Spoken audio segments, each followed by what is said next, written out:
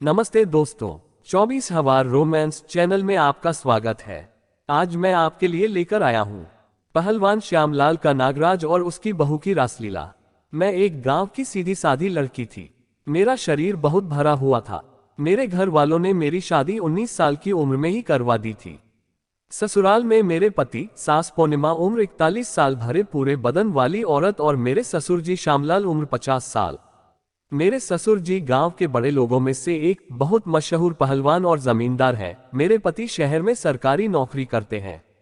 जब मेरी शादी हुई तो मेरे पति ने 1 महीने की छुट्टी ली थी, और जब तक वो यहाँ मेरे पास गांव में रहे, मुझे रोज उनके नाराज से संतुष्ट करते रहे। फिर जब उनकी छुट्टी खत्म हुई तो वो मुझे यहाँ गांव ही अपने माता पिता के पास उनकी सेवा करने के लिए छोड़कर चले गए। वे बस रविवार को ही गांव आते और मुझे उनके नाराज को देखने का मौका मिलता था। क्योंकि मुझे अभी जवानी आई ही थी तो मुझे उनके नागराज का दर्शन लेने का मन तो बहुत होता, पर मैं कुछ कर नहीं पाती। अपनी उंगलियों से अपने आप को शांत कर रह जाती बस। मेरे ससुर हिम्मत सिंह वो एक बहुत मशहूर पहलवान थे, इसलिए रोज कसरत करते थे। एक बार मेरी नजर उन पर पड़ी जब वो कसरत कर रहे थे। उन्होंने बस एक धोती पहन रखी थी, बनियान भी नहीं पहनी थी उन्होंने, और वो कसरत कर रहे थे। उनका कड़ा बदन और उस पर उनका पसीना उनके बदन को और आकर्षक बना रहा था। उस दिन से मेरी नजर मेरे ससुर जी पर डगमगा गई। रात में अब मैं ससुर जी के बारे में सोच अपनी गुफा गीली करने लगी थी। एक रात मुझे नींद नहीं आ रही थी तो छत पर टहलने के लिए निकल गई। मेरा कमरा नीचे था और ऊपर मेरे सास ससुर का कमरा था। जब मैं अपने सास ससुर के कमरे के पास से गुजरी तो उनके कमरे से कुछ आवाज आई। खिड़की से अंदर को झांक कर देखा तो पाया कि ससुर जी सासू जी अपने नाराज से कुटाई कर रहे थे।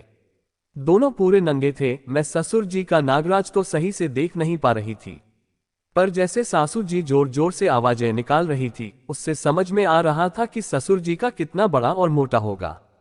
मैं वहीं खिड़की पर खड़ी अपनी गुफा में उंगलियां डालने लगी।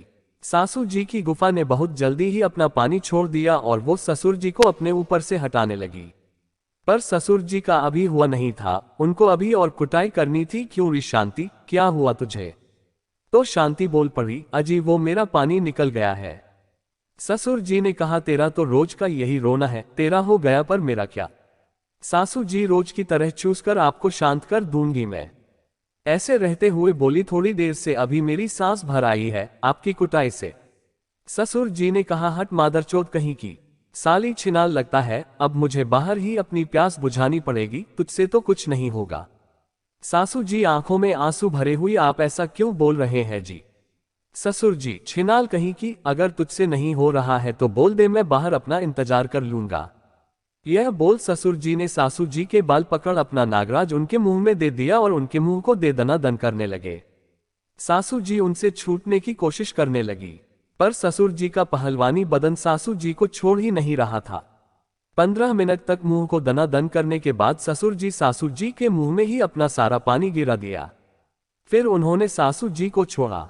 सासू जी का मुंह रोने जैसा हो रहा था और उनके मुंह से ससुर जी का गाढ़ा पानी टपक रहा था। यह देख मेरी भी उत्तेजना बढ़ रही थी और मेरी गुफा ने भी अपना पानी छोड़ दिया। ससुर जी का मुरझाया हुआ नागराज मेरी आंखों के सामने था। उनका नागराज मुरझाया हुआ होने के बाद भी मेरे पति के लन से मोटा लग रहा था। फिर मैंने अपने कपड़े सही किए और अपने कमरे में चली आई। आकर मैं ससुर जी के नागराज के बारे में सोचती रही। ससुर जी के बारे में सोचते हुए मुझे कब नींद आ गई पता ही नहीं चला।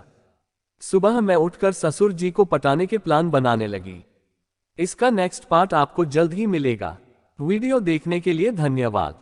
24 हवार रोमांस चैनल को सब्सक्राइब करें और हमारी प्यार भरी कहानियों का आनंद लें।